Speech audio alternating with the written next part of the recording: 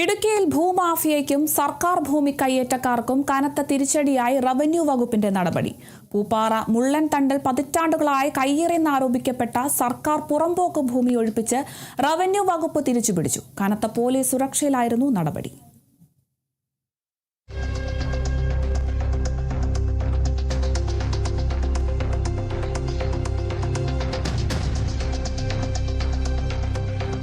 ഇടുക്കി ജില്ലയിലെ പൂപ്പാറ മുള്ളന്തണ്ടിൽ 4 ഏക്കറോളം സർക്കാർ പുറമ്പോക്ക് ഭൂമിയാണ് റവന്യൂ വകുപ്പ് തിരിച്ചുപിടിച്ചത്.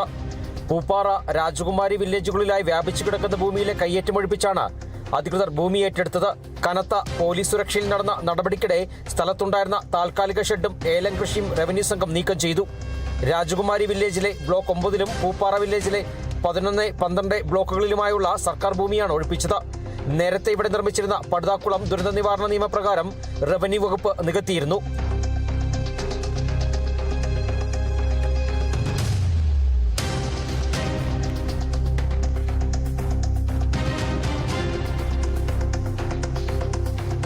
നാലു പതിറ്റാണ്ടിലേറെയായി ഭൂമി കൈവശം വെച്ചിരുന്നുവെന്നാണ് കൈവശക്കാരുടെ വാദം. എന്നാൽ ഉടമസ്ഥാവകാശം തെളിയിക്കുന്ന രേഖകൾ ഹാജരാക്കാനായില്ലെന്നും ഭൂമി സർക്കാർ പുറമ്പോക്കാണെന്ന് സ്ഥിരീകരിച്ചതോടെയാണ് ഒഴിപ്പിക്കൽ നടപടിയിലേക്ക് കടന്നതെന്നും റവന്യൂ അധികൃതർ വ്യക്തമാക്കി. മനോഹരൻ എന്ന് പറഞ്ഞയാൾ പൂപ്പാറ വില്ലേജിലെ മുള്ളന്തണ്ട് ഭാഗത്ത് 1.5 ഏക്കറോളം സർക്കാർ ഭൂമി കയ്യേറി ഏലം കൃഷി ചെയ്ത് ഷെഡ് വെച്ച് അയാൾ താമസിക്കുകയാണ്.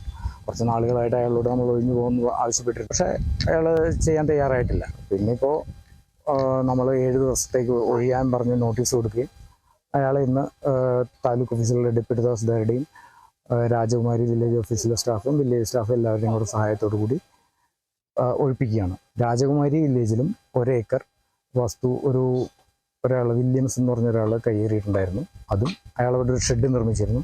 അതും നമ്മൾ പൊളിച്ചു നീക്കി ഒഴിപ്പിച്ച് സർക്കാർ അധീനതയിൽ ഏറ്റെടുത്തുകൊണ്ടിരിക്കും. Udumbanchola deputy tahsildar Jaison George, Pooppara village officer MH Hilal, Rajakumari village officer KR Rajesh എന്നിവരുടെ നേതൃത്വത്തിലായിരുന്നു നടപടി.